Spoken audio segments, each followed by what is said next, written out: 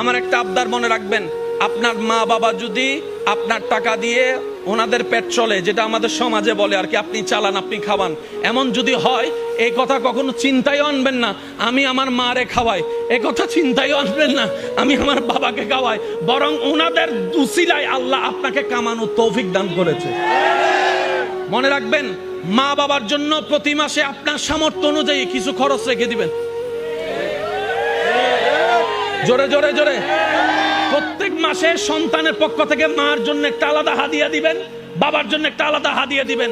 ওনাদের যেন চাইতে না হয়, বুক ফুলায় কাজ করেন, মার জন্য দেন, বাবার জন্য দেন। ঘরে বউ থাকলে বউকে বলেন, ও বউ, তোমার মা বাবা রেখে আসছো, আরেক মা বাবা এখানে আছে, আমি আমার জন্মদাতা মা বাবারও খেয়াল রাখবো। ওই মা বাবার কারণে যে তোমাকে পেয়েছি, ওই মা বাবারও খেয়াল রাখার চেষ্টা করব।